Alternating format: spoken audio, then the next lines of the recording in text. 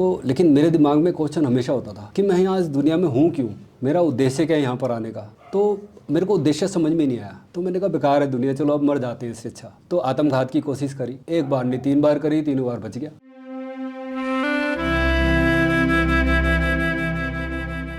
Hello दोस्तों, सत श्री अकाल। बहुत बहुत स्वागत है प्लैनेट टॉक्स में। रोज़ की तरह हम इस पॉडकास्ट में भी मौजूद हैं पंडित संजय मित्तल जी के साथ। पंडित जी देहरादून से हैं और ये हमें बताएंगे गोचर विद्या के बारे में। तो चलिए बात करते हैं पंडित जी से। जी नमस्कार। जी नमस्कार जी। तो पंडित जी बताइए हमें, ये गोचर विद्या आखिर है क्या? देखिए, गोचर विद्या जो है, जी, गो का मतलब ग्रह, चर का मतलब चाल। तो गोचर विद्या जो है ये ग्रहों की चाल है कि आपके ग्रह किस चाल से चल रहे हैं। जी, हर ग्रह की मूवमेंट है।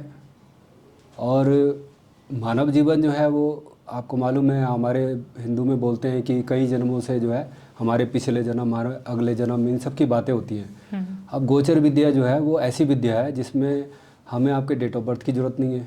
अगर आपको डेट ऑफ बर्थ नहीं मालूम तो हमें उसकी ज़रूरत नहीं है। अच्छा। हाँ, आपको अपने बारे में जानना भी है क्योंकि आज आपको समस्या है। तो गोचर विद्या में हम ये देखते हैं कि इस समय के ग्रह की चाल क्या है, तो उसको कैलकुलेट करके हम आपके वर्तमान, भूतकाल और भविष्य के बारे में बिल्कुल सटीक प्रेडिक्शन दे सकते हैं। बर्थ बिना या डेट ऑफ बिना बर्थ नाम के आप व्यक्ति के बारे में सब कुछ बता सकते हैं? सब कुछ, ओके। है ना। देखिए, अभी उसमें क्या होता है कि जब आपने पूछा अपने बारे में, जी, है ना, तो आपके पास डेट ऑफ बर्थ नहीं है ना, मैंने आपसे पूछी है, बस खाली आप मेरे पास बैठे हैं। अब मैं कैलकुलेशन करूँगा और कैलकुलेशन करने के बाद जो आपकी लाइफ में पहले से हो रखा है ना, उसको एक्सप्लेन करूँगा। आपके दादाजी, आपके नाना जी, आपके मम्मी डैडी भाई सबके बारे में बताऊँगा, तो आपको पता लग जाएगा कि हाँ मैं सही बता रहा हूँ। जी, है ना। अब वर्तमान की अवस्था देखेंगे कि आप किस अवस्था में इस समय हैं और क्या आपका टारगेट है, कहाँ आपका पहुँचना है ना। तो सबसे पहली बात ये होती है कि अभी जो समस्या आपकी वो अभी है, अभी आप फंसे हुए हो समस्या में, तो अभी आपको अभी जानना है जी, कि मेरे बारे में अभी चल क्या रहा है। तभी तो आप अपने फ्यूचर को से ठीक कर पाओगे, या जो पास्ट में गलतियाँ दोहराई हैं वो आगे ना दोहराई जाएँ। वो सब चीज़ें हमें गोचर से पता लगती हैं। तो गोचर जो है वो बहुत प्रमाणिक विद्या है ये, जी, और इसका इस्तेमाल जो है वो बहुत सारे लोग करते हैं, है ना, लेकिन वो बताते नहीं है इसके बारे में। जी, वो उसको इस तरीके से छुपा करके बताते हैं कि वो बड़ा चढ़ा के दिखाते हैं इस चीज़ को। अभी कोई बोलते हैं जी हमने हनुमान जी सिद्ध कर लिए, कोई बोलते हैं जी हमने दुर्गा सिद्ध कर ली, कोई बोलते हैं जी हमने बगलामुखी सिद्ध कर ली। अरे कैसे सिद्ध कर लिया आपने? ये भी देवता सिद्ध कैसे हो जाएंगे? वो सब कैलकुलेशन है, गणित है। लेकिन गणित जो है वो इतनी सटीक होनी चाहिए कि आपको एग्जैक्ट पता लग जाए कि हाँ ये दिक्कत है। जी, है ना। फिर तो आप उसका सोल्यूशन निकाल सकते हैं, है ना। आप सोल्यूशन के लिए कई सारे उपाय होते हैं, योगा होता है, ध्यान होता है, मेडिटेशन होता है। एक बार आपको सही पता लग गया कि हाँ मेरा उद्देश्य क्या है मेरी लाइफ में, मैं यहाँ क्यों पैदा हुआ हूँ, है ना, और मेरे को अपनी लाइफ में करना क्या है, तो फिर आप सेटिस्फाइड हो जाते हैं, है ना। या अगर आप किसी गलत ट्रैक पे जा रहे हैं तो आप सही ट्रैक पे पहुंचने की कोशिश करते हैं फिर। जी, जी, गोचर विद्या का मतलब जो है वो आपको भविष्य से आगे खींचना है। मतलब ज्योतिष का मतलब ये है, वो आपको पीछे से धक्का नहीं दे रहा है, आपको सब पता है पास्ट में क्या हुआ है, लेकिन फ्यूचर में जो होने वाला है जी, वो आपको ज्योतिष आगे से खींच के वहाँ तक ले जाने की कोशिश कर रहा है। तो गोचर विद्या जो है जन कल्याण के लिए बनी है, लेकिन इसको प्रचार नहीं मिला कभी इतना, तो इसीलिए जो है ये धीरे धीरे एक तरीके से लुप्त हो गई। जी, तो मैंने इसके बारे में काफ़ी कोशिश करी, काफ़ी स्टडी करी, काफ़ी कुछ समझने की कोशिश करी इसमें, तब जा कर के मैंने जो निष्कर्ष निकाले तो यही निकाले कि जो लाइफ में जो भी कुछ है सब ग्रहों के अकॉर्डिंग है। जैसे कि सारा जगत जो है ग्रहों के अधीन है। आप देख रहे हैं अगर सूरज गर्म है तो दुनिया गर्म है, सूरज ठंडा हो जाएगा दुनिया ठंडी हो जाएगी। हाँ, तो जैसे ग्रह का असर हमारे ऊपर पड़ रहा है, हमारा एक्शन रिएक्शन सब वैसे ही होगा। जैसे बोलते हैं हम ब्रह्मास्मि, मैं ब्रह्मांड का ही अंश हूँ, तो ब्रह्मांड में जो भी हलचल हो रही है वो सारी हलचलें मेरे जीवन में आएंगी। बस मेरे को सिर्फ समझना ही है कि वो हलचल किस तरीके से है, वो मेरे को नुकसान पहुंचा रही है या मेरे को फ़ायदा कर रही है, जी, है ना। तो जो ग्रह मेरे को नुकसान पहुंचा रहे हैं उनके लिए मैं कुछ करूँगा ट्रीटमेंट, है ना, और जो ग्रह मेरे को फ़ायदा कर रहे हैं उनको मैं बढ़ाने की कोशिश करूँगा। तो ये सब चीज़ें गोचर के अंदर है कि आपके लाइफ में कारण क्या है, आप क्यों हैं। तो ये गोचर विद्या क्या सिर्फ व्यक्तियों पे काम करती है, या फिर मान लीजिए कोई स्थान है, ये जैसे आजकल बहुत ज़्यादा कैलामिटीज़, नेचुरल कैलामिटीज़ आ रहा है, फ्लड आ रहा है, तो ये उन पे भी काम करती है गोचर विद्या? क्योंकि ग्रहों की चाल तो उनके लिए भी रहेगी ना। जहाँ पर भी नाम है जी, जहाँ पर भी नाउन है जी, विद्या वहाँ लागू हो जाती है। ओके। ये सबके ऊपर है, क्यों ग्रहों का असर तो पूरे ब्रह्मांड में है ना। जो वनस्पति है उसके ऊपर भी ग्रहों का असर है, जो आदमी है, औरत है, धर्म है, जाति है, लिंग है, भेद है, कोई भेदभाव नहीं है, सबके ऊपर लागू होती है जी, गोचर विद्या। आप इसी के जरिए पेड़ पौधे के बारे में भी बता सकते हैं, आदमी विशेष के बारे में बता सकते हैं, आप जानवर कुत्तों के बारे में बोल सकते हैं इसके बारे में, अच्छा, है ना। तो हर जगह ग्रह ही बोलते हैं, लेकिन ग्रह की लैंग्वेज को समझना पड़ता है सिर्फ। जी, अगर आपने उसको समझ लिया फिर आपको एक्सप्लेन करने में कोई दिक्कत नहीं है। जैसे मैंने बताया कि हर चीज़ का एक कारण है, हम दुनिया में आए तो कोई कारण है, हम आप बात कर रहे हैं तो कोई कारण जी, है ना। अब फिर दूसरा, कोई कारण है तो उसका क्या लक्षण है। मान लीजिए आदमी के पेट में दर्द है तो उसका लक्षण क्या है, लक्षण क्या है ना, और उसका समाधान क्या है। जी। ये तीनों चीज़ें हमें गोचर ज्योतिष के माध्यम से सरलता से मिल जाती हैं। तो ये जो गोचर विद्या है, ये एस्ट्रोलॉजी और जैसे हम पढ़ते हैं न्यूमरोलॉजी या फिर वास्तुशास्त्र, इनसे अलग है कि इसी का ही एक पार्ट है? देखिए, ज्योतिष के बहुत सारे विधियाँ हैं, जी, बहुत सारी कलाएं हैं ज्योतिष के अंदर। जैसे चंद्रमा के अंदर 16 कलाएं हैं, तो ऐसे ज्योतिष में भी बहुत सारी कलाएं हैं। उद्देश्य जन कल्याण का है कि जन कल्याण को किस तरीके से, कौन सी विधि जो आप समझ सकें और मैं समझा पाऊँ। जो सरल विधि है वो गोचर विद्या है। और विद्या को अगर हम देखते हैं तो उसमें क्या है, इतनी सरलता नहीं है, बड़ा कॉम्प्लिकेटेड सा लगता है। आप जिसको समझा रहे हैं उसको भी समझ में नहीं आता, उसको पता ही नहीं राहु केतु शनि क्या है, जी, जी, जी, है ना। लेकिन गोचर विद्या जो है एक सरल विद्या है, जैसे कि आप बड़ी आसानी से किसी प्राइमरी वाले बच्चे को बता सकते हैं। ये ज्योतिष का एक फंडामेंटल है। आपका फंडामेंटल जितना मजबूत होगा, जितनी आपकी नींव मजबूत होगी, उतनी बिल्डिंग आपके लिए अच्छी होगी। अब गोचर विद्या जो है ऐसी विद्या है जिससे हम कारण का पता लगा सकते हैं, लक्षण का पता लगा सकते हैं और उसका सलूशन भी निकाल सकते हैं किस तरीके से ये। अब जैसे कि आप जानते हैं कि आम की गुठली है तो आम का पेड़ ही पैदा होगा उसमें से जी, लेकिन अगर हम विद्या के माध्यम से आम की क्वालिटी को बढ़िया कर सकते हैं, रिच कर सकते हैं, एक ही पेड़ में हम 10 तरह के आम भी लगा सकते हैं, है ना। तो अपने जीवन को आपने कैसे भव्य करना है, कैसे समृद्ध करना है, कैसे शांत करना है, किस तरीके से आपको चीज़ों से बचना है, ये सब चीज़ों की जानकारी गोचर विद्या से हमें सरलता से मिल जाती है। ओके। तो पंडित जी, ये आपने विद्या कितने समय पहले से शुरू करी, या जब आपने विद्या की, इसकी शुरुआत कहाँ से हुई आपकी? जी, देखिए, ये विद्या जो है मैंने जेल में सीखी। जेल में? जेल में सीखी। वो कैसे? अब देखिए, पहली बात तो ये है कि जेल का शब्द बोल रहा हूँ मैं, जी, है ना, तो जेल को सुन के लोग बड़े हैरान होते हैं, उन्होंने कहा जेल, और ये ज्योतिष की बात कर रहे हैं, जी, है ना। लेकिन मैं उनको ये बोलना चाहता हूँ कि कृष्ण भगवान भी जेल में पैदा हुए, बिल्कुल, है ना, महात्मा गांधी भी जेल गए, जी, है ना, बड़े बड़े अभी बाल्य थे अंगुलीमाल, वो लोगों की उंगलियां काटते थे, अपने गले में टांग लेते थे। तो एक संत उनको मिले, उन्होंने पेन पकड़ा दिया उनको, वो वाल्मीकि बन गए, जी, है ना। जेल जो है एक, समझो एक स्कूल है, आपको अपने आप को नज़दीक से देखने का मौका मिलता है वहाँ पर। तो ऐसा क्या हुआ आपकी लाइफ में पीछे की जेल यात्रा करनी पड़ी? देखिए, हर चीज़ की शुरुआत तो बचपन में हो जाती है। जी, कहते हैं ना, पूत के पाँव पालने में नजर आ जाते हैं। जी, जी, तो एक थप्पड़ खाया मैंने अपने पिताजी से 4 साल की उम्र में। वो उम्र नहीं थी इतना भारी थप्पड़ खाने की, यहाँ हमारा गुद्दी के ऊपर है ना। ओके, तो अब मेरी कोशिश क्या हुई, मैंने कहा मैं बदला लूँगा। उसी समय ठान ली। मेरी हर कोशिश अपने पापा को दुखी करने की रही कि मैं इनको किस तरीके से दुख दूँ। मेरे पिताजी बहुत ड्रिंक करते थे, मम्मी के साथ झगड़ा भी कर लेते थे, तो ये सब मेरे दिमाग में थी। अब मैंने वो हर कोशिश करी जिससे कि मैं उनको दुखी दे सकूं पिता को। तो बस जब मेरे को मौका मिलता था मैं घर से भाग जाता था। अच्छा, कभी 3 दिन बाद आया घर वापस, जी, कभी 9 महीने बाद आया घर वापस। एक बार ऐसा भागा कि 8.5 साल बाद वापस आया। 8.5 साल? लेकिन सब जगह मेरे दिमाग में सिर्फ एक क्वेश्चन होता था। मैं पढ़ने में बहुत इंटेलिजेंट रहा, जी, मैथ में मेरे 100% मार्क्स आते थे, पॉलिटेक्निक करा मैंने इलेक्ट्रिकल से। तो लेकिन मेरे दिमाग में क्वेश्चन हमेशा होता था कि मैं यहाँ इस दुनिया में हूँ क्यों, मेरा उद्देश्य क्या है यहाँ पर आने का। तो मेरे को उद्देश्य समझ में नहीं आया, तो मैंने कहा बेकार है दुनिया, चलो अब मर जाते हैं इससे अच्छा। तो आत्मघात की कोशिश करी, एक बार नहीं 3 बार करी, तीनों बार बच गया। किस लिए बचा? जब मैं पहाड़ी से कूदने गया तो मेरे को ध्यान आया मेरी जेब में तो पैसे ही नहीं है। अब जेब में पैसे नहीं है इसलिए मैं वापस मुड़ गया। मैंने कहा जब जेब में पैसे होंगे तब कूदूंगा नीचे। तो अब मेरी हर कोशिश ये होती थी कि मैं अपने आप को किसी तरह ख़त्म कर लूँ, क्योंकि मेरे से दुनिया बर्दाश्त नहीं होती थी। सिर्फ वही रीज़न की वजह से कि बचपन में आपने इतना कुछ देखा। बचपन में बहुत सारी घटनाएं हुई, फिर मेरे को उस तरह का माहौल नहीं मिला जैसे और बच्चों को मिलता जी। है ना। तो कोई सोसाइटी बोल लीजिए, वातावरण बोल लीजिए, हर चीज़ थी, लेकिन मेरे दिमाग में क्वेश्चन था कि मेरे साथ ये सब क्यों है, मेरा इस दुनिया में पैदा मैं क्यों हूँ? मैं अपनी इच्छा से तो पैदा होना नहीं चाह रहा था, और जो हो रहा है उसके पीछे रीज़न क्या है भाई, मैं किस लिए हूँ और मैं कहाँ पहुँचना चाह रहा हूँ। इस सवाल के जवाब मेरे को नहीं मिले।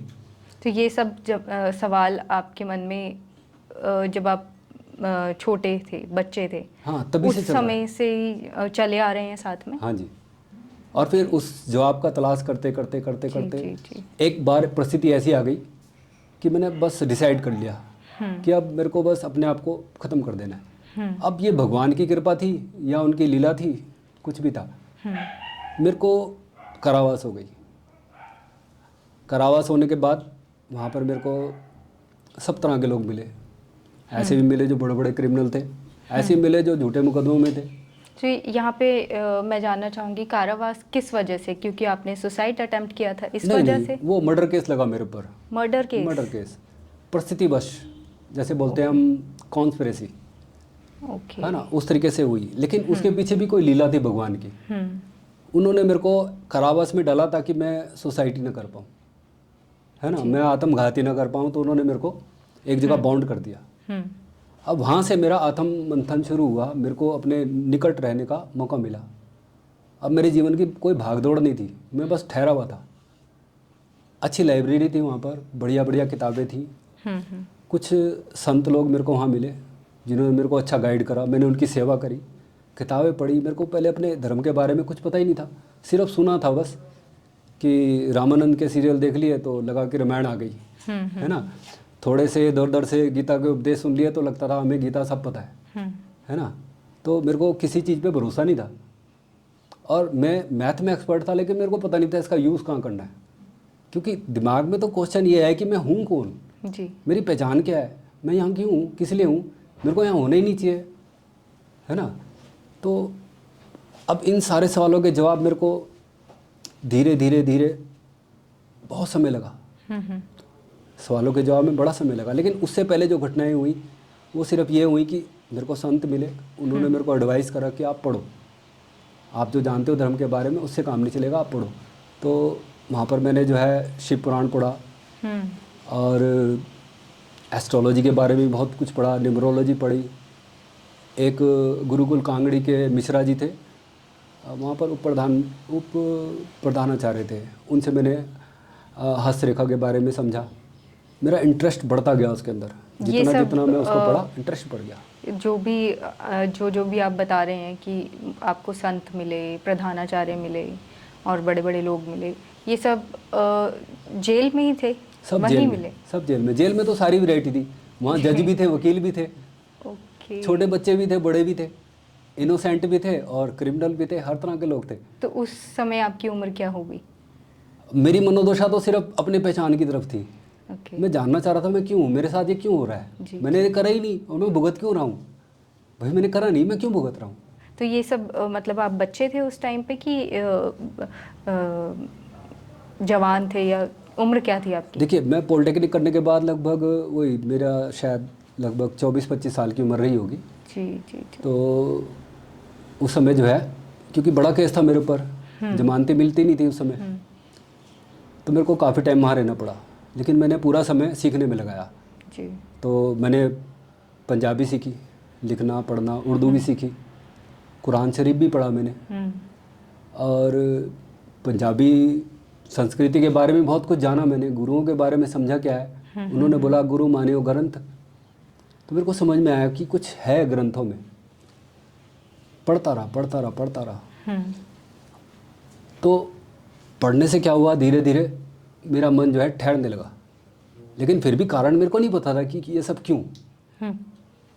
तो एक दिन क्या हुआ, मेरे को आकाशवाणी हुई, ऐसी आकाशवाणी हुई कि मेरे को राधे राधे ऐसा शब्द सुनाई दिया। वो शब्द किसी आदमी के मुंह से निकला हुआ नहीं था, वो शायद कोई शक्ति या शायद कृष्ण भगवान थे, जैसे वो राधे को ढूंढते हुए जा रहे हों। जी जी। वो ऐसी ध्वनि थी कि आज तक मैंने कभी नहीं सुनी, कभी भी नहीं सुनी, दोबारा वो आवाज़ कभी नहीं सुनी, और उससे पहले भी कभी नहीं सुनी। बड़ी रेयर धुन थी वो।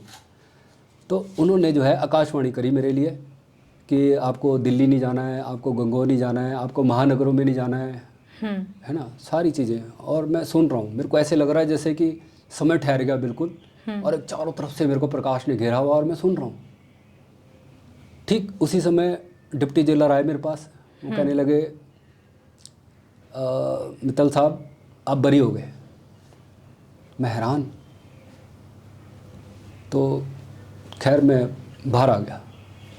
बाहर आने के बाद घर वालों के साथ तो मेरी बनती नहीं थी। अब उन्होंने बोला कि भाई सब कुछ इसके कारण हो रहा है, गड़बड़, हमने इतने दुख झेले, इसके कारण झूले। तो मेरे बाहर आते ही 3 दिन बाद मेरे पिताजी एक्सपायर हो गए। अच्छा। उसके बाद से घर वालों ने मेरे को अपनाया ही नहीं, ठुकरा ही दिया। ओके। तो तब से जो है फिर मेरी कोशिश शुरू हो गई कि अब मैं क्या करूं, क्योंकि मेरे पास कोई बिजनेस नहीं, मैं अभी जेल से बाहर आया हूं, है ना, क्या करूं। अब करने के लिए कुछ था ही नहीं, फैमिली का कोई सपोर्ट था नहीं कि वो मेरे को सपोर्ट करते कि चलो कोई बिजनेस कर लो, ये कर लो, वो कर लो, कुछ नहीं था ऐसा। तो मैं चिंतन में लगा रहा कि क्या करूं, कैसे करूं। तो वो समय ऐसा था कि जब कुछ भी समझ में नहीं आ रहा था। अचानक मेरे जीवन में ऐसी घटना हुई, मैं एक पेड़ के नीचे बैठा हुआ था जी। तो जहाँ मैं बैठा था मेरे सामने एक ज्योतिष बैठा हुआ था। वो लोगों को बता रहा था कुछ भी बता रहा था, मतलब बता भी ऐसे रहा था कि लोगों को डरा रहा था, समझिए।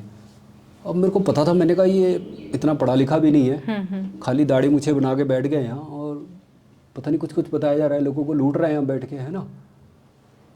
तो मैं उसको देखता था जी। एक दिन क्या हुआ, वो भागा वहाँ से जगह छोड़ के, लोगों को ठगा तो लोग पीछे पड़ जाते हैं, छोड़ते नहीं है, कपड़े फाड़ देते हैं ना जी। तो वो वहाँ से भाग गया। अब मेरे को लगा कि मैं जानता हूँ, है ना, ये लोगों के साथ ठगी कर रहा था, मैं तो नहीं करूँगा जी। मैं अच्छी गाइडेंस दे सकता हूँ लोगों को। तो मैं उसकी जगह पे बैठ गया। बैठने के बाद धीरे धीरे प्रैक्टिस होती रही मेरी, है ना, लोगों को बताता रहा। लेकिन तब मेरे को अपनी विद्या पे भरोसा नहीं था। सीख तो मैंने बहुत कुछ रखा था जी, है ना, सीख सब कुछ रखा था, न्यूमरोलॉजी ये वो सब खिचड़ी थी मेरे दिमाग में, लेकिन अपनी विद्या में मेरे को भरोसा नहीं था जी। तो ऐसे में क्या हुआ कि तुकबंदी चलती रही, मतलब युवराज की तरह कभी मैंने 6 छक्के मार दिए एक साथ, लेकिन पीछे की टेक्निक नहीं पता कैसे लगे।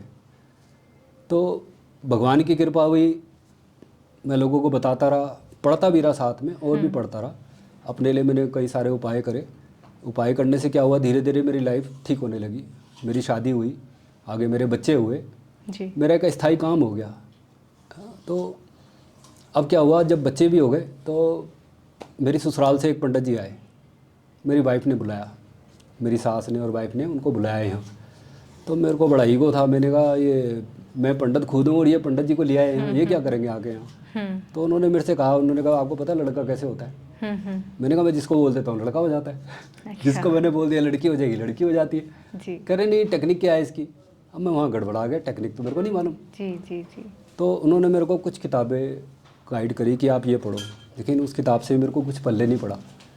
अचानक एक किताब मेरे हाथ में आई, जी। गोचर विद्या, उसको मैंने पढ़ा। उसको पढ़ने के बाद मेरे को तब पता लगा कि मैं इस दुनिया में हूँ क्यों, मेरी लाइफ में जो कुछ हुआ किस लिए हुआ, क्योंकि मेरे जन्म का योग सिद्ध था। मतलब जन्म का योग मतलब देखिए 5 अंग हैं ज्योतिष के अंदर। पंचांग जिससे बनता है उसमें 5 अंग हैं जी। उसमें तिथि वार प्रहर, है ना, करण और योग, इन 5 को मिला के पंचांग बनता है। जब तक आप पंचांग नहीं देखते हैं आप ज्योतिष में कुछ नहीं कर सकते। जैसे कि जड़, तना, पत्ता, फल और फूल, ये 5 अंग हैं जी, है ना। ऐसे ही ज्योतिष में एक पंचांग है। जब तक ऐसी हमारे शरीर में एलिमेंट है, 5 एलिमेंट है, जब तक आपको 5 के बारे में पता नहीं लगेगा, कुछ पता नहीं लगेगा। तो उस समय मेरे को पता लगा मेरे जन्म का योग तो सिद्ध है। ओह, तब मेरी समझ में आया। मैंने कहा इसीलिए मैं यहाँ तक पहुँचा, इसीलिए मेरी वो सब यात्राएं हुई कि मेरे को सिद्ध होना था। वो सब चीज़ें मेरे को सिद्ध करने के लिए पहले से ही भगवान ने फिक्स कर दी थी जी। अब उसके बाद मेरे को अपनी विद्या पे भरोसा होने लगा। अब मेरे को पता था कि मैं बिल्कुल सही ट्रैक पे हूँ। वो दिन है, ये दिन है, मैंने ना तो कोई काम चेंज करा, मैं बस यही कर रहा हूँ।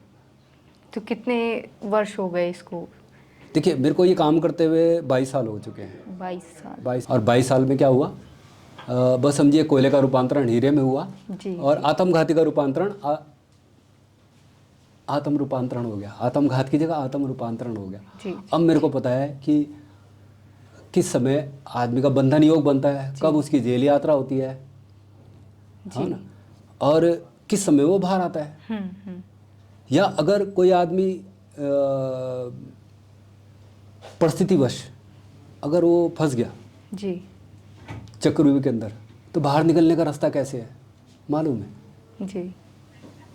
तो सबसे ज़्यादा क्या चीज़ है, जिस हम समाज में रहते हैं, सबसे मेन चीज़ क्या है कि लोग बहुत तरह तरह की चीज़ों से परेशान होते हैं। और जब परेशानी आती है उनके ऊपर, तो उनकी बुद्धि और मन हिल जाता है, बिल्कुल काम नहीं करता। उनको कोई संभालने वाला चाहिए, है ना। तो सबसे पहले लोग जाएंगे ज्योतिष के पास जी, है ना, क्योंकि डॉक्टर भी फेल है और मनोवैज्ञानिक वो भी फेल हो जाते हैं। तो फिर वो ज्योतिष के पास जाते हैं चमत्कार की उम्मीद से। तो मैं चमत्कार किसी को नहीं बोलता हूँ कि चमत्कार होता है लाइफ में। देखिए, चमत्कार अगर होता तो भी जो बाढ़ आई है केन्या वगैरह में सब बंद हो जाती। जी। चमत्कार नहीं होते हैं, ये एक प्रोसेस होता है, एक प्रक्रिया है। ये आप उस प्रक्रिया को कितनी बारीकी से समझते हैं और उसको कौन सा डायरेक्शन देते हैं, मेन चीज़ ये है। जी, डायरेक्शन एक मेन डायरेक्शन, मेन आपकी दिशा और आपकी गति। मुझे लगता है कि जब भी हम किसी मुसीबत में होते हैं तो हमें ये जानना की इच्छा होती है, ये जानने की इच्छा होती है कि हम आखिर इस मुसीबत में क्यों फंसे, या फिर किस वजह से फंस गए, या फिर कितना और इसमें हम रहेंगे इस। देखिए, वही चीज़ मैंने कहा जी कि जो मेरे जीवन में गुजरा, अब मेरे को पता लग गया जी कि आदमी कब जेल यात्रा करता है, कब उसको आत्मज्ञान होता है, कब वो जेल से मुक्त होता है, जी, है ना, कब उसकी शादी होती है, कब उसके बच्चे होते हैं, उसके जीवन का उद्देश्य क्या है ना, तो कहने उसका का मतलब है कि व्यवहार कैसा है। आपने मतलब अपनी कुंडली में देख लिया कि आपका पहले से ही जेल यात्रा का योग था।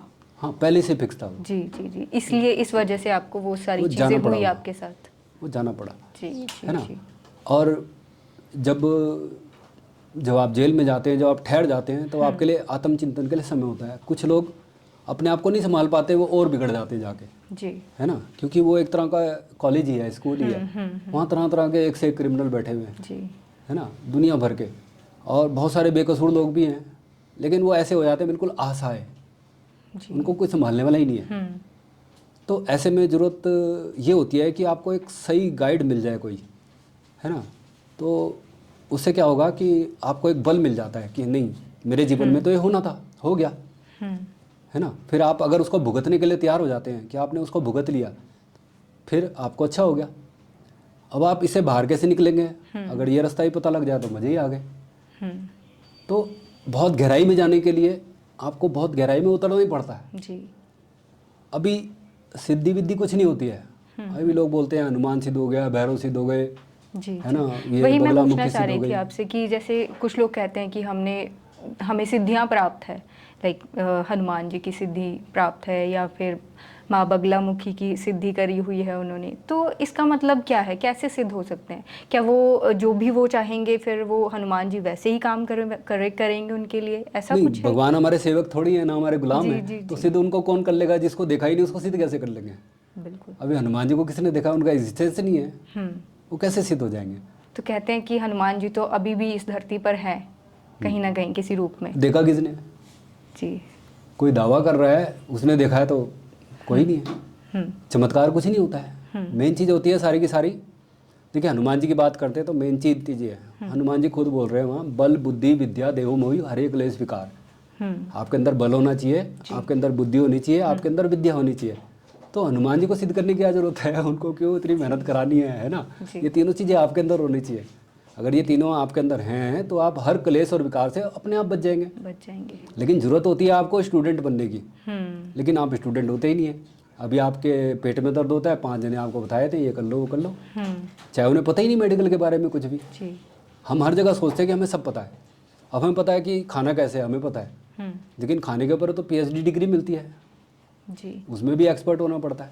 हमें सबको पता है चलना कैसे है, उठना कैसे है, लेटना कैसे है, लेकिन उन सब चीज़ों के लिए भी एक अलग से विद्या है। आपने देखा होगा कि खास तरह की पोजीशन होती है जब आप ध्यान में बैठते हैं, खास तरह की स्थिति है कि आपको कैसे बैठना है, कैसे लेटना है, कैसे खाना है, कैसे सोचना है, हर चीज़ की एक विधि है जी। लेकिन जब तक आप किसी भी काम में स्टूडेंट नहीं होंगे तब तक आप गणपति हो ही नहीं सकते। गणपति कौन है? वो स्टूडेंट हैं, उनके आगे पेन रखा हुआ है, चलाए जा रहे हैं। तो जैसे ही पेन हाथ में आया गणपति के, वो अगर पूजा के लिए नॉमिनेशन हो गया उनका। सबसे पहले पूजा किसकी होगी? गणपति की होगी। सिर्फ क्यों होगी? क्योंकि उनके हाथ में पेन है, इसलिए। बाल्य वाल्मीकि क्यों बना? क्योंकि उसके हाथ में पेन आ गया, नहीं तो पहले उंगलियां काट के लगा रखी थी उन्होंने। जब उन्होंने पेन पकड़ा तो वाल्मीकि हो गए। कहने का मतलब यही है कि सही मार्गदर्शन होना बहुत ज़रूरी है। मार्गदर्शन और साथ ही साथ मार्गदर्शन आपका सही किया जा सकता है। मार्गदर्शन के साथ स्टूडेंट होना भी बड़ा जरूरी है। जब तक आप स्टूडेंट बनने के लिए तैयार नहीं है तो किसी का मार्गदर्शन क्या करेगा? जी। अब मैंने अपने पिताजी की नहीं सुनी, मैं दूसरे की कैसे सुनूं? जी। तो वहाँ अपना ईगो छोड़ना पड़ता है जी। अगर आप स्टूडेंट बनने के लिए तैयार हैं फिर सब कुछ हो सकता है लाइफ में, हर चीज़ हो सकती है जी। इस दुनिया में कुछ भी इम्पॉसिबल नहीं है। अगर आपको समझ आ गई इस दुनिया के अंदर कुछ भी इम्पॉसिबल नहीं है। और बाकी समय है, ये तो देखो रामचंद्र जी पे भी आया जी। अब रामचंद्र जी पे क्यों आया ऐसा समय? उनकी कुंडली में पितृदोष, पिता के साथ रहे ही नहीं वो जी। पिता के साथ रहे तो कुछ नहीं हुआ उनका। पिता से दूर रहकर ही वो राजा राम कहलाए। पिता के साथ तो कुछ भी नहीं था वो, है ना। तो वनवास में रहे सीता जी के साथ, फिर उनके बच्चे हुए, वो भी उनसे दूर रहे, पितृदोष था। एक तरीके से ओपन जेल थी उनके पास, 14 साल का वनवास, वो भी तो हुई। तो ये सब दशाएं हैं कि 7.5 चल रही है या ढैया चल रही है आपकी, या शनि की महादशा चल रही है। जब भी शनि की महादशा चल रही है और सूर्य बैठा है शनि के घर में, शनि नीच का है, तो बंधन योग हो गया, जेल यात्रा तो करनी पड़ेगी आपको। अच्छा। अब बात यह है कि आपके ऊपर मुसीबत आई, या तो आप वहाँ से टूट के निकलेंगे, है ना, या कुछ बन के निकलेंगे। ये अपने ऊपर बात है कि अपने के साथ साथ संगति के ऊपर भी है कि कैसे लोग आप चुनते हैं अपनी लाइफ में, ये बात भी है। जो कुछ आपकी लाइफ में होना वो तो फिक्स है, लेकिन जो फिक्स है उसका क्रेडिट तो जा रहा है भगवान को। मेरी लाइफ में दुख है, हाँ जी फिक्स है, वो भगवान ने तय कर रखा था, मैं दुखी हूँ, मतलब मैं कुछ ना करूँ, मेरे को भी तो कुछ करना पड़ेगा ना। उसके लिए एक सही मार्गदर्शन की ज़रूरत होती है, एक गुरु की ज़रूरत होती है। आपको सही गुरु मिल जाए और आप स्टूडेंट बनने के लिए तैयार हैं, फिर कुछ भी मुश्किल नहीं है इस लाइफ में। दुख नाम की कोई चीज़ होती ही नहीं है, ये सब ड्रामा होता है, सब ग्रह चाल है। अब ग्रहों को किस तरीके से आपने ट्रीट करना है वो अलग बात है, या ग्रहों के साथ फंसना है ना, या वहीं मर जाना है, या वहीं टूट जाना है, या फिर कुछ निखर के आगे निकलना है आपने, योद्धा बन के निकलना है, विजेता बन के निकलना है, वो आपकी सोच के ऊपर डिपेंड हो जाता है जी। तो पंडित जी, जैसे आपने बात करी कि यही जो विद्या है, तो इससे हम क्या पास्ट और अपने फ्यूचर, जैसे अगर मान लीजिए आपने कहा जेल योग है, या किसी को पता चल जाए कि मेरा फ्यूचर आगे ऐसा होने वाला है, तो वो उसके लिए उपाय करके तो उसको टाल भी सकता है कि जैसे जेल योग है, किसी की जेल यात्रा है, तो वो ऐसा कुछ करे या ऐसा होने ही ना दे सर्कमस्टांसेस अपने लाइफ में कि वो उससे बच सके?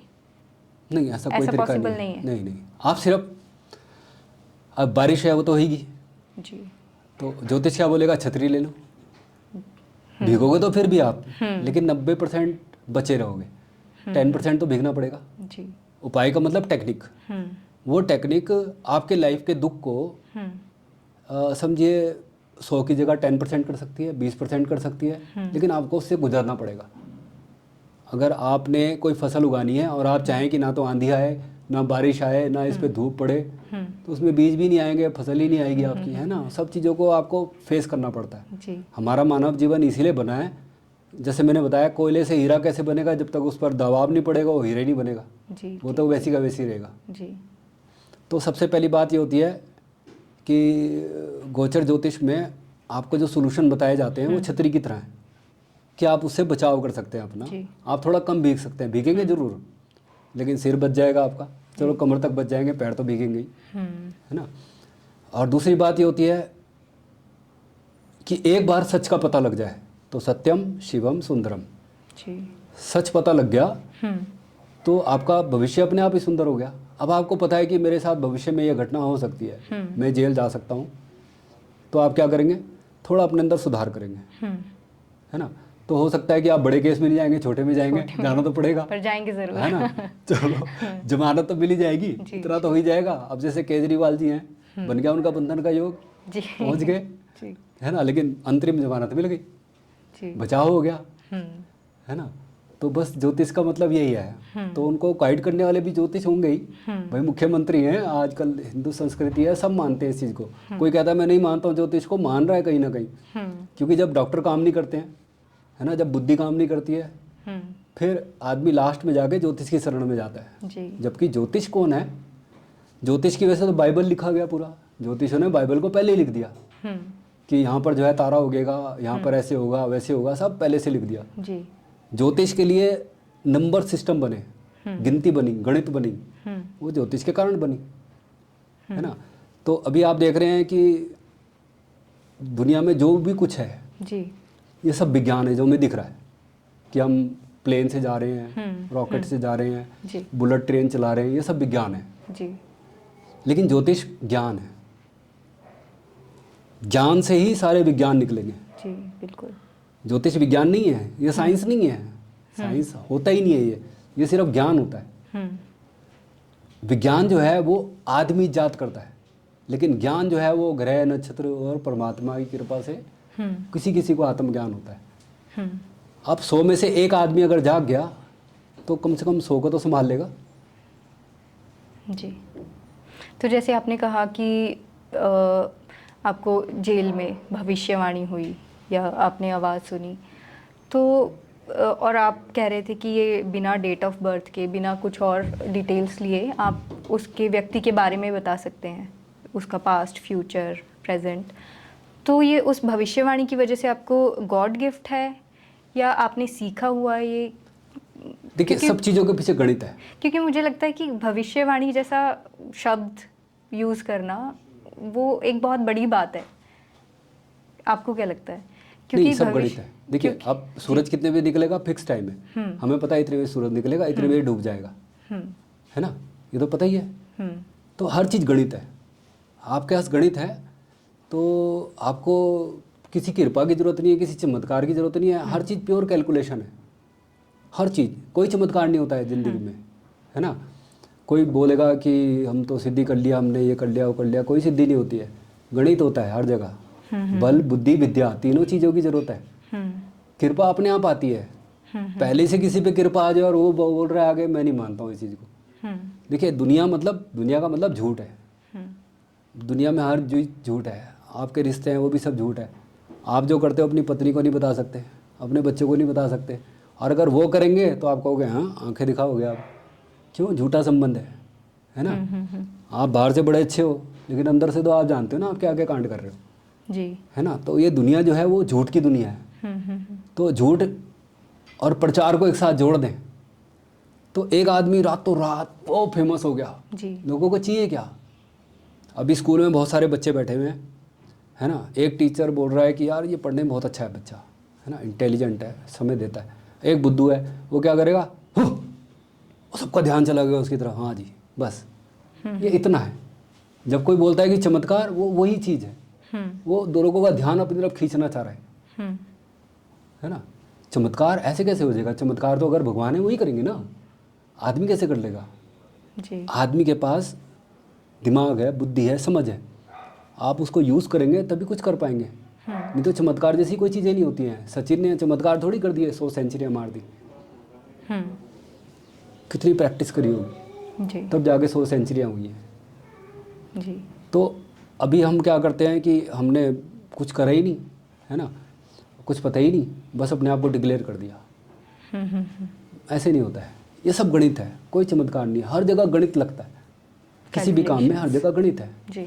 गणित की वैल्यू तो बाद में समझ में आई, शुरू में नहीं। मेरे को गणित में मास्टर, लेकिन मेरे को पता ही नहीं इसका यूज़ क्या करना है है ना।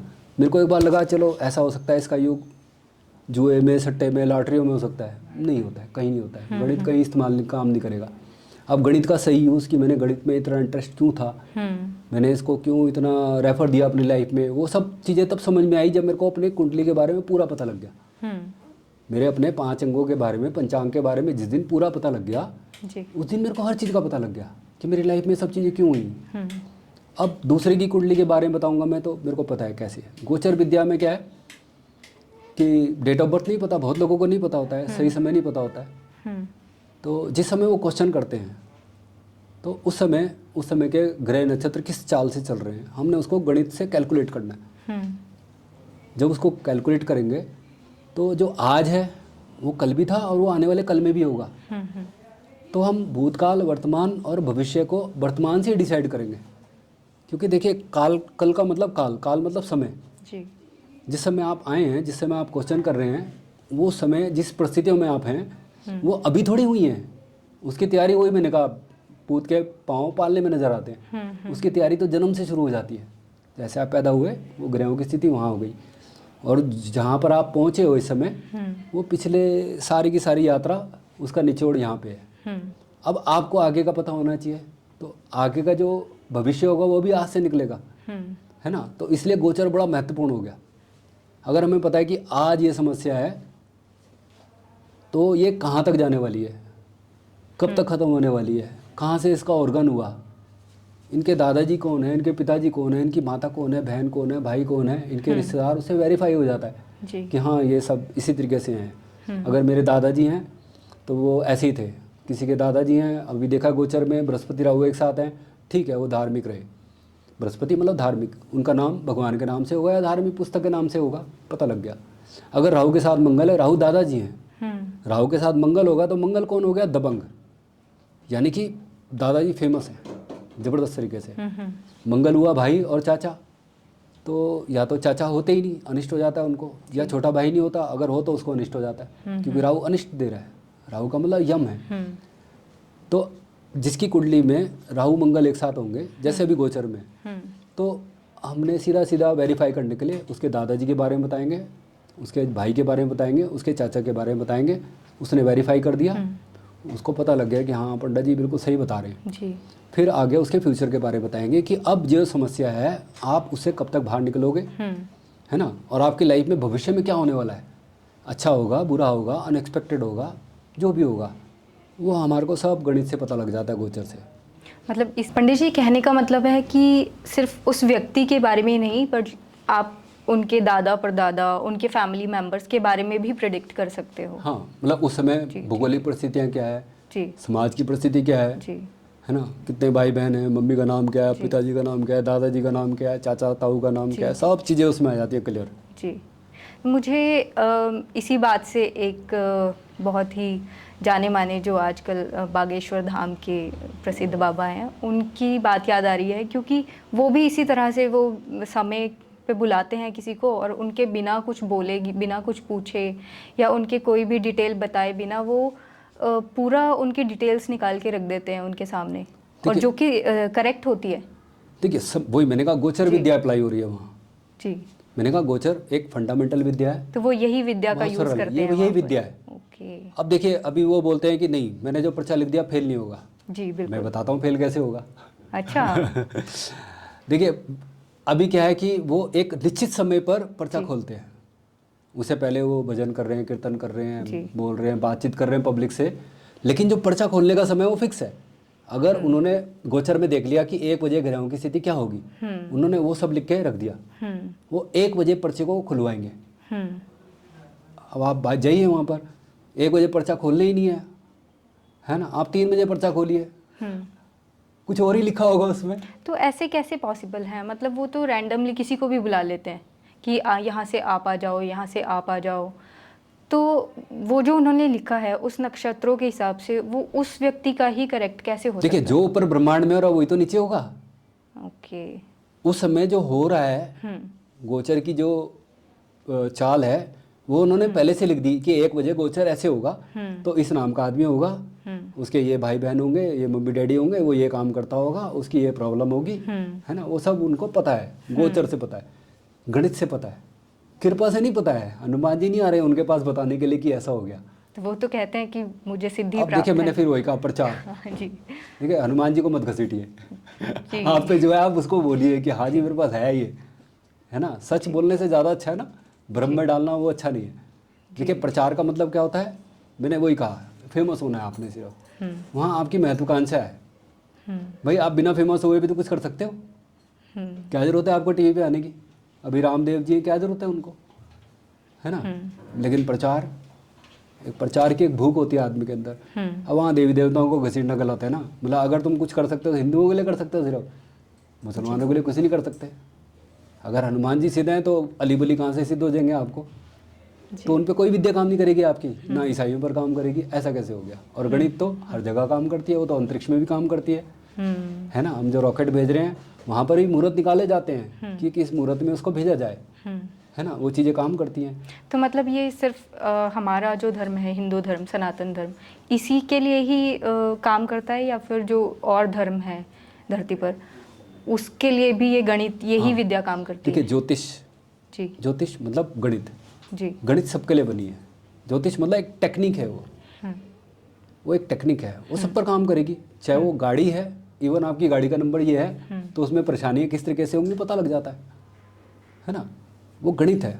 गणित के लिए जाति, लिंग, धर्म कोई मायने नहीं रखता है कि आप आदमी हैं, औरत हैं, बच्चे हैं, जवान हैं, बूढ़े, कोई मतलब नहीं। आप हिंदू हैं, मुस्लिम हैं, क्रिश्चियन हैं, ईसाई हैं, गणित सबके लिए है। जैसे अगर बारिश हो रही है सबके लिए हो रही है वो, तो ऐसे गणित सबके लिए बनी हुई है। तो इसमें किसी को बीच में लाने की जरूरत नहीं है। अगर आप मुस्लिम हैं आपको बिल्कुल वही चीज़ पता लगेगी जो हिंदू को पता लगती है। अगर आप सिख हैं तो भी आपको वही चीज़ें पता लगेंगी जो किसी हिंदू को पता लगती है ना। ये विद्या तो सबके लिए है। विद्या मतलब टेक्निक, जिसको हम तंत्र बोलते हैं। तंत्र का मतलब टेक्निक है। तो ये टेक्निक है, और टेक्निक ही आज के टाइम पे भरोसेमंद है जी। अब आप गाड़ी तभी चला पाएंगे ना जब आपके पास टेक्निक है। भगवान जी थोड़ी चलाएंगे गाड़ी। अभी आप बोलो मेरे पास हनुमान जी की कृपा है वो चलाएंगे गाड़ी, चलाएंगे वो? नहीं चलाएंगे। आप पे टेक्निक होगी तब आप चला पाएंगे। तो आज के टाइम में भरोसेमंद क्या चीज़ है? टेक्निक है। टेक्निक। ये जो विद्या है ये एक परिष्कृत समझिए, एक बहुत जिसको हम बोलेंगे एक मॉडिफाई करा हुआ जो है ना, मॉडिफाई करी हुई टेक्निक है ये। और ये हर एक के ऊपर काम करती है। ओके। बस सिर्फ बात इतनी होती है कि आप अगर स्टूडेंट बन के आते हैं आसान हो जाता है। लेकिन अगर आप जो है वो उस तरीके से आते हैं कि देखूं सच है कि झूठ है। तो कहने का मतलब है जो विद्या उन्हें प्राप्त है वो आपको भी प्राप्त है। हाँ विद्या है। तो जैसे वो इतने प्रसिद्ध हैं तो आप इतना प्रसिद्ध क्यों नहीं हो पाए इस विद्या इच्छा ही नहीं करी इच्छा कि प्रसिद्धि मिले मेरे को। मैं 22 साल से काम कर रहा हूँ, मेरा कोई प्रचार नहीं है, जी, है ना। और अब अचानक क्या हुआ कि उसमें लिखा है मेरी कुंडली में कि एक दिन मेरी आवाज़ पूरी दुनिया सुनेगी। शायद वो दिन आ गया जी जी जी कि मेरी आवाज़ पूरी दुनिया सुनेगी। जी। ये मेरी कुंडली में पहले से लिखा है। लेकिन समय है ना, मेरे को पता है वो समय, मैं अपनी तरफ से एफर्ट क्यों करूं? मैं खाली उस समय का इंतजार करूं, है ना। वो मेरे लिए ज़्यादा अच्छा है। तो जब मेरे को पता है कि मेरे जीवन में हर चीज़ फिक्स थी पहले से कि कब तक मेरे को जेल में रहना है, कब मेरी शादी होनी है, किससे मेरी शादी होनी है, कितने मेरे बच्चे होने हैं, जब हर चीज़ फिक्स है तो ये भी फिक्स है। जी। तो मेरे को एडवर्टाइजमेंट करने की क्या ज़रूरत है? एडवर्टाइजमेंट के लिए आपको पता ही है झूठ का सहारा लेना पड़ेगा, मैं क्यों लूँ? जी जी जी। है ना। तो सत्यम शिवम सुंदरम, मैं तो इस पर फॉलो कर रहा हूँ। जब वो समय आएगा, वो ऐसा समय आएगा कि पूरी दुनिया सुनेगी इसको कि मैं क्या बोल रहा हूँ, और होगा। शायद वो समय आ रहा है। तो पंडित जी, जिस तरह से ये गोचर विद्या है तो वैश्विक घटनाओं को भी आप इसमें प्रेडिक्ट कर सकते हैं? जैसे आजकल जो भी विश्व में घटित हो रहा है या फिर आगे आने वाले वर्षों में जो घटित हो सकता है, क्या वो प्रेडिक्शन भी किया जा सकता है इसकी? बिल्कुल हो सकता है जी। देखिए अब मैं बताता हूँ एग्जांपल। जैसे कि ये साल चल रहा है 2024 जी। इसमें अगर हम पूरे साल को जोड़ेंगे तो 8 अंक बन गया, 8 नंबर। और 2024 में 4 नंबर है। तो 4 नंबर जो है ये बुध ग्रह का है जी। और 8 नंबर जो है ये राहु का है। इससे पहले 2024 से पहले 4 4 का अंक कहाँ पड़ा? 2002 में 2 और 2 4 हो गए। जी जी। उससे पहले पड़ा 2014 में, उससे पहले पड़ा आपका 1994, 1984, 4 अंक आया जी। है ना। उससे पहले अगर जाएंगे आप और पीछे तो 1974। तो आप देखिए जहाँ जहाँ भी 4 का अंक पड़ा उन सालों में क्या हुआ दुनिया के अंदर। देखिए अब पूरी दुनिया में क्या हुआ, पहले सबसे पहले हम 2024 की बात करते हैं। जी। तो 2024 में मेन अंक बन गया 4। जी। और उससे पहले 2022 2 और 2 4 अंक। जी। उससे उससे पहले 2020 4 अंक बना। उससे पहले 2014 4 अंक बना। और उससे पीछे जाएंगे 1994, 1984, ठीक है। और पीछे जाएंगे 1974, 1964। जी। देखिए इन सालों में क्या हुआ, जहाँ भी 4 नंबर आ गया, 4 नंबर का मतलब होता है कि पुराने मापदंड तोड़ देता है ये 4 अंक। इसकी खासियत यह है कि पुराने मापदंड को तोड़ देगा ये और लोगों में एक नया आंदोलन पैदा कर देता है। तो सबसे पहले हम 2024 की बात करते हैं। अभी आपने सामने सामने देखा है क्या हुआ। अभी एनसीआर है ना, और मंदिर का निर्माण हुआ जी। तो पुराने मापदंड टूट गए जी। है ना। फिर एनसीआर लागू हो गया, ये भी एक नया मापदंड शुरू हुआ। हाँ, और इस साल आपने देखा कि ब्राज़ील, केनिया, चाइना, इधर बॉम्बे है ना, हर जगह बाढ़ आ रही है, बारिश आ रही है। जी। जी। और अभी जैसे हाल ही ही में दुबई में कितनी बार आई थी। 2024 शुरू हुआ, पहले दिन जापान के अंदर भूकंप आया। जी। जी। तो उसने जो है समुद्र का तल ही खिसका दिया। जी। तो 2024 में क्या होने वाला है, 2024 में पुराने मापदंड टूटेंगे, नए नए मापदंड तय होंगे हर चीज़ के। और कुछ ऐसी घटनाएं होंगी जो पूरे विश्व को आंदोलित करेंगी, है ना, पूरे विश्व को आंदोलित करेंगी। इसके पूरा विश्व इसके प्रभाव में आएगा। अब जैसे आपने देखा 2020 में क्या हुआ आपको पता है जी। है ना, कोरोना आया, सब प्रभावित हुए। उससे पहले हम देखेंगे तो सन 2004 में, जहाँ तक मुझे याद है, 2004 में सुनामी भारत में आई थी। जी। तो जब भी 1984 में क्या हुआ जी। आपको पता है, 1994 में क्या हुआ आपको जी। पता है, वैश्विक घटनाएं हुई जिन्होंने बहुत कुछ उलटफेर कर दिया, है ना। जो हम चाहे इसको इंदिरा गांधी वाला जी। मामला बताएं, है ना। उस समय मैं छोटा सा था और मैंने देखा कर्फ्यू लगा हुआ, जी। पहली बार कर्फ्यू देखा मैंने, बड़ी अजीब सी बात थी। तो एक बिल्कुल डिफरेंट घटना होती है, जब भी 4 का अंक आएगा कुछ अनएक्सपेक्टेड होगा ही होगा, कंफर्म है। तो जिनका डेट ऑफ बर्थ होगा 4, 13, 22, 31, उनके लाइफ में कुछ ना कुछ अनएक्सपेक्टेड चलता रहेगा। तो जैसे 2020 शुरू होता है, 2020 में आपको याद होगा वो निर्भया कांड वालों को फांसी हो गई थी। जी। पुराना मापदंड टूट गया था। जी। जी। जी। उन्होंने कहा कोई लिहाज नहीं करना, लटका दो इनको। नया मापदंड तय हो गया, नया कानून उसके बाद लागू हो गया, है ना। ऐसे ही और आगे हम देखेंगे 1984 में, जैसे आपने देखा एकदम से उससे कुछ हो गया। 1994 में, 2002 की बात करेंगे तो वहाँ पर कारगिल जैसे युद्ध हुए अंकों के हिसाब से, और अमेरिका ने खाड़ी देशों पर चढ़ाई कर दी थी उस समय, है ना। तो बड़ी अनएक्सपेक्टेड घटनाएं वो 4 अंक से रिलेटेड होती हैं। तो जहाँ भी 4 अंक आएगा तो कुछ ना कुछ अनएक्सपेक्टेड हो जाएगा, है ना। अब ये अनएक्सपेक्टेड जो है सिर्फ बुरा ही नहीं होता है, क्योंकि जब कोरोना आया तो उसका आविष्कार भी हुआ मेडिकल का, है ना, उसकी वैक्सीन का आविष्कार भी हुआ। तो कुछ चीज़ें फ़ायदे वाली भी निकल के आती हैं।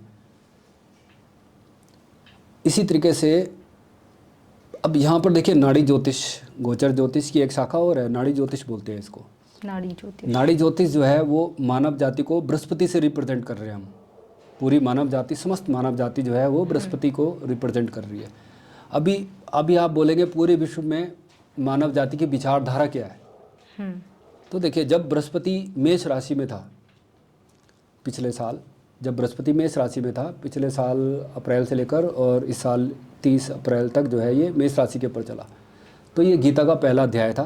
गीता का पहला अध्याय है विषाद योग। इसमें अर्जुन क्या बोल रहे हैं कि मैं तो लड़ूंगा नहीं इनसे। विषाद योग मतलब निराश जी। तो पूरे विश्व में आपने देखा निराशा बढ़ी है, क्योंकि जगह जगह युद्ध हो गए, है ना, और कई लोग बेघर हो गए, कई जगह पलायन हुआ, है ना, कई जगह आपदाएं भी आई हैं दुनिया भर की। तो ये विषाद योग है। विषाद योग के कारण कई लोग पूरी तरह निराशा और कुंठा में जी। रह गए। और कई लोगों ने हथियार छोड़ दिया कि हम लड़ेंगे ही नहीं, है ना। जी। तो ये विषाद योग था। अब 1 मई से जो है, अब बृहस्पति जो है वो वृष राशि के ऊपर आ गया, तो ये सांख्य योग शुरू हो गया। सांख्य योग। सांख्य का मतलब गणित। ओके। तो अभी क्या हो रहा है, आप देख रहे हैं हर जगह वोट पड़ रहे हैं, हर जगह गिनती हो रही है। जी जी यही तो हो रहा है। जी। तो अब ये गिनती वाला योग है। लेकिन यहाँ पर जो है अर्जुन कृष्ण भगवान से बोल रहे हैं कि हाँ, आप तो बोल रहे हैं कि आपके कई सारे जन्म हो चुके हैं, मेरे भी कई सारे जन्म हो चुके हैं, है ना। तो वो कहता है मैं कैसे मान लूँ। तो अब यहाँ थोड़े उत्सुक नजर आ रहे हैं अर्जुन, है ना। अब वो निराश नहीं है, अब उनको लग रहा है कि हाँ ये भगवान जरूर है, कुछ ना कुछ तो बात है इनके अंदर, है ना। तो अब वो दूसरा अध्याय शुरू। तो ये दूसरा अध्याय जो है पूरी मानव जाति में यही होगा। सब लोग जो है गणित के ऊपर ज़्यादा भरोसा करेंगे, सांख्य योग है ना। और कहीं ना कहीं वो मानेंगे कि हाँ भगवान है, क्योंकि ये जो संबत है ये काल युक्त संबत है, मतलब काल को लेके चल रहा है साथ में ये, जी। है ना। और हमारे अंदर बात ये होती है कि हम देखते हैं दुनिया में सब लोग मर रहे हैं, हमें लगता है हम नहीं मरेंगे शायद, हमारी समस्या ये है, जबकि कालयुक्त संबत है।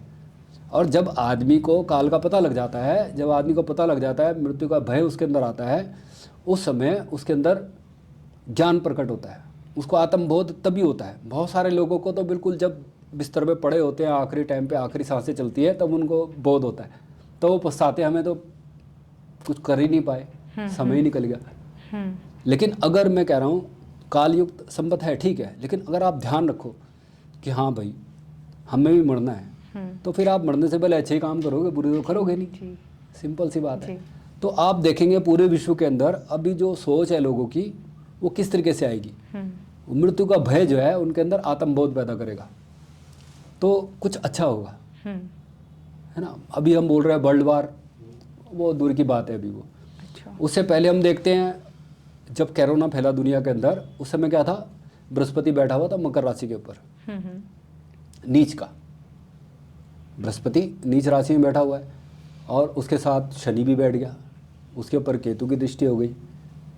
तो बृहस्पति और शनि मतलब श्राप, पूरी दुनिया में श्राप की तरह कोरोना फैला जी, पूरी दुनिया से प्रभावित हो गई। उसके बाद जब बृहस्पति का गोचर कुंभ राशि के ऊपर हुआ, तो उस समय जो है विष्णु का विराट रूप सबने देखा, सारे के लोग काल के मुंह में जा रहे हैं, सबने देखा, साक्षात देखा, है ना। पूरी दुनिया में सिर्फ समझिए एक विराट रूप ही खड़ा था जी, है ना, और सारे के सारे लोग काल के मुंह में जा रहे थे। उसके बाद जब मीन राशि का बृहस्पति आया, तो वहाँ गीता का 12वां अध्याय भक्ति योग शुरू हुआ। भक्ति योग शुरू होते ही राम मंदिर बना, लोगों ने जगह जगह भजन कीर्तन करे जी, सब भक्ति में डूब गए जी। और सिर्फ भारत ही नहीं बल्कि पूरे विश्व भर में, पूरे विश्व भर में भक्ति का माहौल हो गया, गया। जी जी, है ना।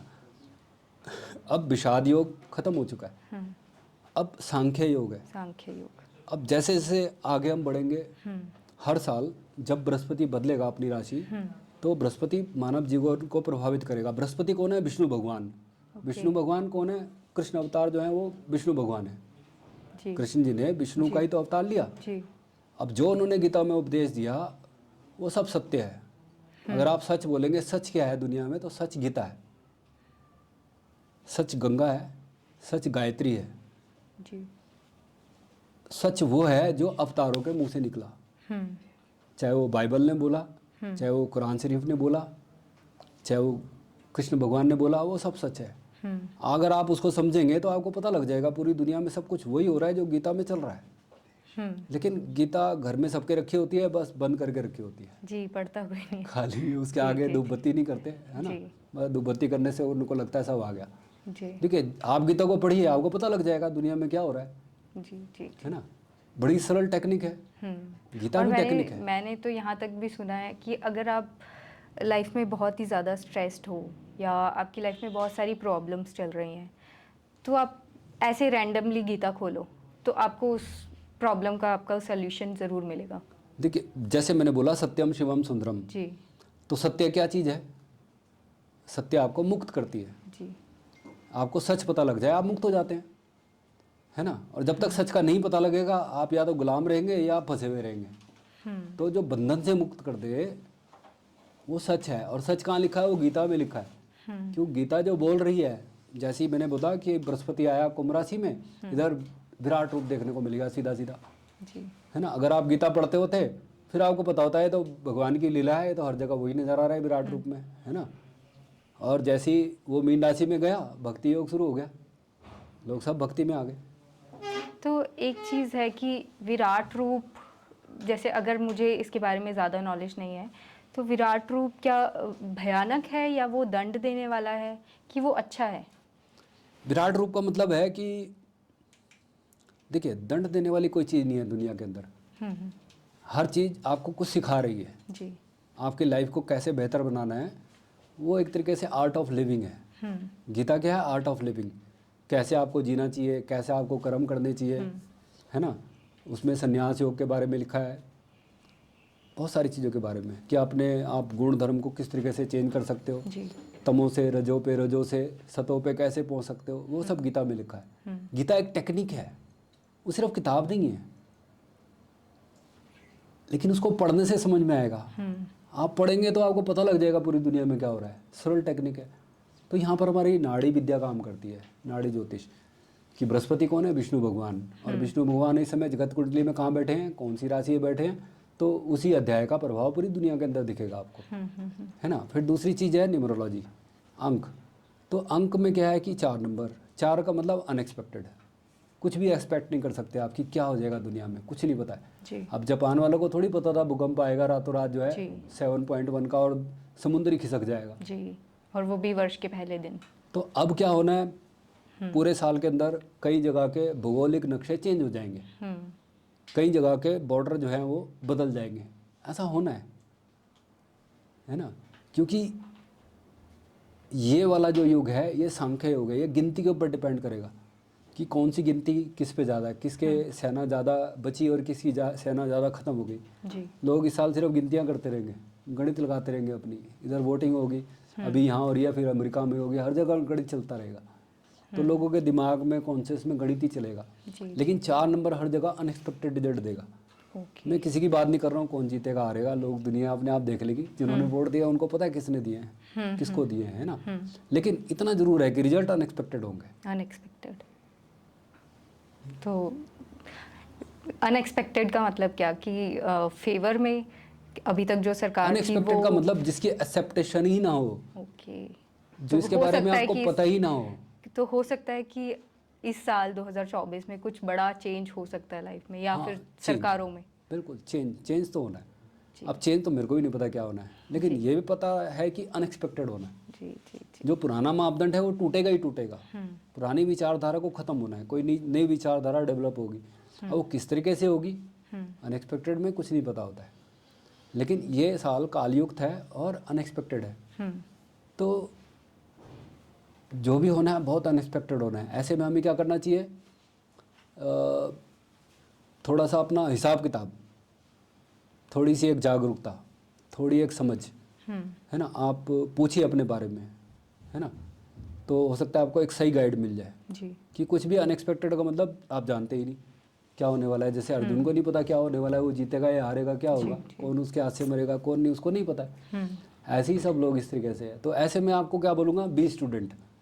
आप सिर्फ विद्यार्थी बनिए, तो कुछ भी लाइफ में अनएक्सपेक्टेड हमेशा नुकसान के लिए नहीं होता है ना। वो कहीं ना कहीं चमत्कार के लिए भी होता है, पॉजिटिव भी हो सकती हैं चीज़ें।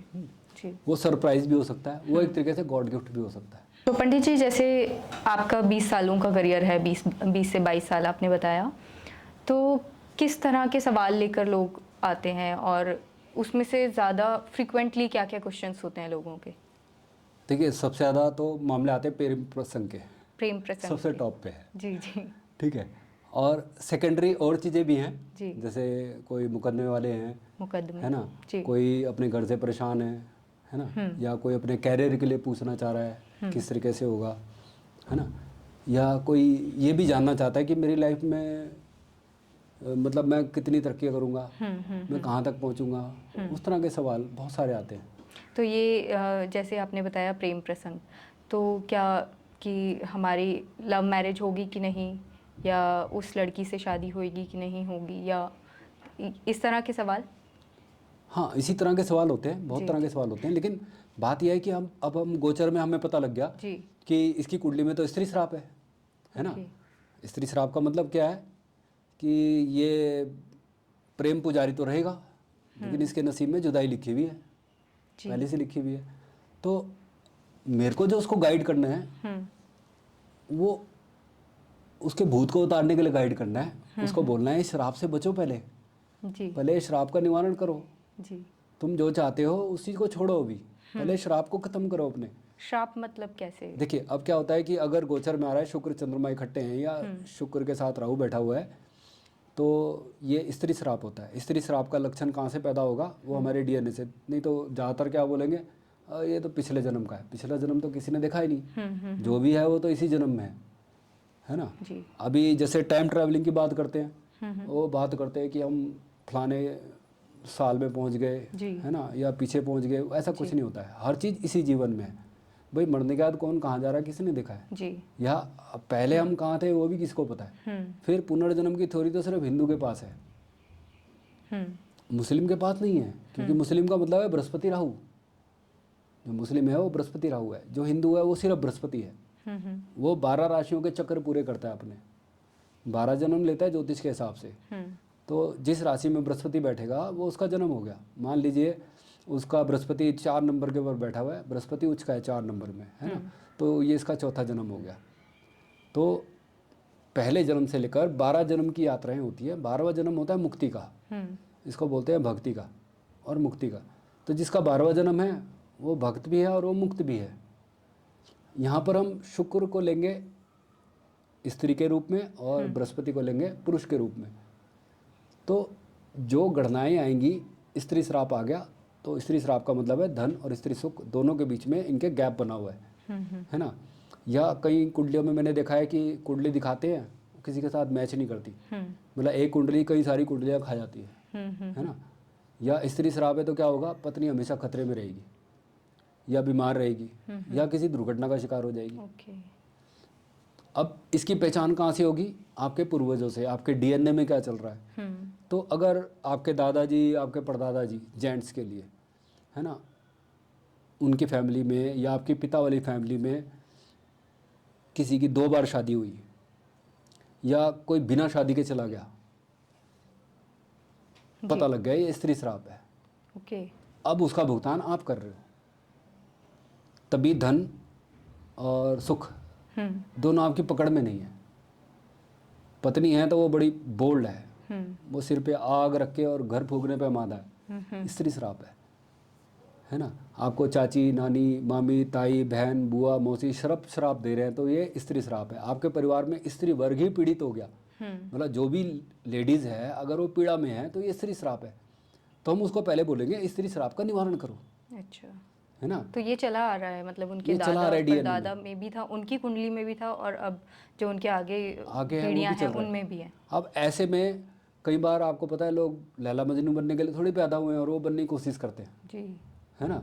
आप कई लोग तो 1 साइडेड हो जाते हैं, उन्हें बोला मेरे को लड़की पसंद है, मैं इससे शादी करूंगा। भाई ऐश्वर्या राय सबसे शादी थोड़ी कर लेगी, है ना। वो तो जिसके नसीब में लिखी है वहाँ होगी जी, है। अब जो आपके नसीब में लिखी है वही तो मिलेगी। अब आप किसी और को चाहोगे, कैसे होगा। लेकिन ये जो प्रेम का भूत होता है, आज की जो भूत होता है, ये सिर पे बैठ के नाचता है। आपको पता है लोग इसके लिए पता नहीं क्या क्या कर देते हैं। तो सबसे पहले अगर प्रेम प्रसंग है और कुंडली देखी गई है, अगर उसमें स्त्री श्राप नहीं है, है ना, तो पॉसिबिलिटीज़ होती है कि जिसको ये चाह रहा है दोनों में कहीं ना कहीं बातचीत हो जाएगी जी, है ना, कहीं ना कहीं इनके रिलेशन बन जाएंगे। फिर ये देखा जाता है अगर स्त्री श्राप है तो नहीं बनेंगे, तो उसको उसी तरीके से माइंड अप करा जाता है ना, ताकि ये चीज़ इसको आगे भविष्य में परेशान ना करे जी। तो उसके लिए हम कुछ उपाय बताते हैं। अब उपाय की बात करेंगे तो देखिए अभी आप उपाय जो हैं कई तरह के होते हैं। सबसे गहरी चीज़ ये होती है कि ऐसा उपाय जो हमारे पूरे जीवन को प्रभावित कर सके, हमारा पूरा रूपांतरण कर सके। तो ऐसे उपाय कैसे होंगे? 5 तत्व हैं, आप जानते हैं, जल, पृथ्वी, वायु, आकाश और अग्नि जी। तो इन 5 चीज़ों से जुड़ी हुई उपाय बताए जाएंगे। इसमें सबसे ज़्यादा हम रेफ़र करते हैं नदी वाले उपाय को, क्योंकि हमारे अंदर भी 70% पानी है और ब्रह्मांड में भी 70% पानी है। अगर हम जल तत्व को कंट्रोल में लेते हैं, क्योंकि जल का मतलब क्या है? इमोशंस, है ना। मतलब जैसे कि आपने देखा हमारी भौतिक शक्तियाँ एक सीमित दायरे में होती हैं, हमारी बुद्धि की क्षमताएं जो हैं उसका भी एक दायरा है। लेकिन इमोशन का तो कोई दायरा नहीं है, जी। है ना, वो अनंत तक फैली हुई है। हमारी इच्छाएं अनंत तक होती हैं। तो हम नदी का सहारा लेते हैं उपाय के लिए, उसमें बताएंगे उनको कि आप नीले फूल डालो, अच्छा। है ना, चावल डालो, इसके अंदर दूध डालो, तो इससे आपका स्त्री श्राप कटेगा, आपके मन में शांति आएगी। जब स्त्री श्राप कटेगा तो आपके नसीब में जो लिखा है वो आपको मिलेगी, जी। है ना। और जो मिलेगी कम से कम उसका श्राप आपको नहीं झेलना पड़ेगा, आपके बच्चों को नहीं झेलना पड़ेगा, आगे आपकी पीढ़ियां सुधर जाएगी। जी। कई बार मैंने ये देखा है कि कुंडली मिलान भी हो गया, और जो प्रेम संबंध थे उनकी शादी भी हो गई, बट फिर भी कहीं ना कहीं वो जो मैरिड लाइफ है वो अच्छी नहीं चल रही है। तो क्या ये भी स्त्री श्राप ये जो स्त्री है श्राप, उसकी वजह से ये होता है कंफर्म ऐसा? स्त्री श्राप से ही ऐसा होता है, ओके। है ना। और स्त्री श्राप का उपाय भी बहुत मुश्किल से मिला है, जल्दी से नहीं मिला, काफ़ी रिसर्च करी इसके बाद तब समझ में आया कि ये इसका उपाय है ना। जबकि ये पीड़ा मैक्सिमम लोगों को है। आप जानते हैं गृहस्थियाँ आजकल बिखर रही हैं, जी। है ना। कई लोग तो इतना परेशान होते हैं कि वो सन्यास ही ले लेते हैं, है ना।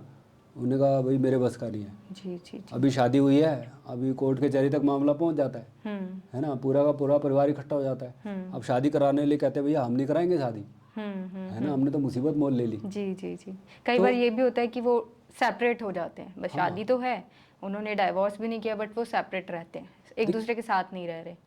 ऐसे में क्या होता है कि आपको बिल्कुल किसी ना किसी जानकार के संपर्क में आना चाहिए, जी। है ना। जिसको जानकारी हो आप उसके संपर्क में आइए, आप उसे पूछिए इसका निवारण क्या है ना। निवारण तो हर चीज़ का है। तो वो हर कुंडली के हिसाब से उसका निवारण भी हर अलग कुंडली अलग के हिसाब होगा। से अलग अलग है। प्लैनेटरी वो शुक्र चंद्रमा कहाँ बैठे हुए हैं, जी जी। आमने सामने हैं या एक साथ हैं, तो स्त्री श्राप है, डिक्लेयर है ये, है ना। अगर राहु शुक्र को खा रहा है तो भी स्त्री श्राप है, क्योंकि राहु खाने वाला ग्रह है, ये सांप का मुंह है ना। अब उसमें क्या है, कुंडलियाँ मिल गई, सब कुछ मिल गया, मंगली दोष वगैरह सब देख लिया, भुकुट देख लिया, नाड़ी देख ली, सब देख लिया, लेकिन शराब भी देखा है, यहाँ गड़बड़ हो गई। ओके। तो और जैसे दूसरा आपने बताया कोर्ट कचहरी और मुकदमे के केसेस ज़्यादा आते हैं आपके पास, उसका निवारण पाने के लिए? मुकदमेबाजी कब होगी? मुकदमे का मतलब क्या हुआ? मुकदमे का मतलब हो गया दंड, मजिस्ट्रेट का मतलब दंडाधिकारी। तो अगर आपकी कुंडली में शनि नीच का है, आपकी शनि की ढैया या 7.5 लगी है, या शनि की महादशा लगी है, तो आपका बंधन योग बना ही बना है, आपके ऊपर मुकदमा चलना ही चलना है। क्यों चलना है? 7.5 में क्यों चलना है? क्योंकि चंद्रमा तो 2.5 दिन में अपनी राशि बदल रहा है और शनि 2.5 साल में अपनी राशि बदलेगा। तो आदमी का मन तो रैपिडली बदल रहा है, बार बार कर्म हो नहीं रहा है, वो खाली शेख चिल्ली की तरीके से सोच रहा है, वो कुछ शॉर्टकट ढूंढ रहा है, होता ही नहीं शॉर्टकट। इस शॉर्टकट के चक्कर में कुछ ना कुछ क्राइम होगा ही होगा, अपराध होगा ही होगा, और उसको जेल यात्रा करनी पड़ेगी। जब तक आदमी की 7.5 है वो मुकदमे में फंसा ही रहेगा, जब तक ढैया है मुकदमे में रहेगा, जब तक उसकी शनि की महादशा है तब तक वो मुकदमों में ही रहेगा। अगर वो इस चीज़ को समझ जाए, अपने समय का अच्छे ढंग से वो इस्तेमाल करके वो समय काट ले, है ना, तब वो उससे मुक्त हुआ। अगर कुंडली के अंदर मुकदमा लिखा है, बंधन योग लिखा है, तो वो होगा जी। लेकिन इसका सोल्यूशन बहुत जल्दी से नहीं होता है, टाइम लगता है इसमें, क्योंकि शनि की जो चाल है उसी हिसाब से उसका टाइम लगता है। तो अगर बंधन योग होगा तो उसमें कुछ उपाय होते हैं। अब शनि जो है वो कौन है? शनि काला ग्रह है, इसको हम पत्थर से रिप्रेजेंट करते हैं जी। अब आपके ऊपर 7.5 चली, आपकी शनि की महादशा चल रही, बंधन योग बन गया। अब देखिए पत्थर का जिक्र मैंने करा है, तो पत्थर पे लिखा राम राम, वो पानी में तैरना शुरू हो गए। जी। तो मैं आसान सा फार्मूला बताता हूँ कि आप राम राम लिखना शुरू कर दो। अगर आप मुस्लिम हो कोई बात नहीं, आप सिख हो कोई बात नहीं, आप जो भी हो, जिस धर्म जाति के हो, जिनको आप मानते हो उनको लिखना शुरू कर दो, सिर्फ बस इतना करो। दिखते ही क्या होगा, जो शनि है, जो पत्थर है, वो पानी में तैर जाएगा। जी। तो पानी में पत्थर को तैराना है। जी। अगर पानी पत्थर में तैर गया फिर शनि राहु केतु क्या करेंगे? कुछ नहीं। जी जी जी। तो सरल उपाय है ना। और जैसे ही आपके हाथ में आया पेन, तो वैसे ही आप जो है समझो चक्रव्यूह से बाहर निकल कर रास्ता मिल गया आपको। ज़्यादातर लाइफ में क्या कठिनाई आएगी, जब आदमी के ऊपर 7.5 आएगी, बंधन योग आएगा, तो वो पेन ड्रॉप कर देगा, चलाएगा ही नहीं पेन। पेन ना चलाने के कारण लिखा हुआ शब्द बुध ग्रह होता है, उसका बुध कमजोर पड़ गया, यानी उस पर कृपा आनी ही बंद हो गई। शनि की दशा चल रही है, शनि पत्थर और अंधेरे की तरह है, वो किसी को दिखेगा ना दूसरे को देख पाएगा। जब आदमी को कुछ दिख ही नहीं रहा हो तो कहीं भी गाड़ी को ठोक देगा अपनी, है ना। तो ऐसे में राम राम का सहारा जी, है ना, ईस्ट का सहारा, पेन का सहारा लेने से काफ़ी चीज़ें सही हो जाती हैं, है ना। और शनि के कुछ उपाय होते हैं, जैसे मैंने बोला शनि पत्थर, तो कई बार हम बोलते हैं आटे की चक्की होती है जिसमें छेद होता है, उसको नलकूप के नीचे रख दो। तो उस छेद क्या है, राहु है, शनि क्या है, पत्थर है, ये दोनों मिलके बंधन योग बनाएंगे, चंडाल योग बनाएंगे। और जब इनके ऊपर से पानी आ रहा है, पानी कौन है, पानी चंद्रमा है, सबसे बड़ा ग्रह है। तो पानी जो है, मैंने कहा पूरी दुनिया में सबसे ज़्यादा है, तो हम पानी के जरिए ही, जैसे मैंने बताया कि राम राम लिखा और पत्थर पानी में तैर गया, तो हम पत्थर से जुड़ी हुई टेक्निक बताएंगे उसको, है ना, लोहे से जुड़ी हुई टेक्निक बताएंगे क्या करना है। तो ऐसे में आपकी कुंडली में कोई भी दोष हो, किस तरह हो, आप किसी समझदार आदमी के पास जाइए जिसको तत्व से हर चीज़ का पता हो।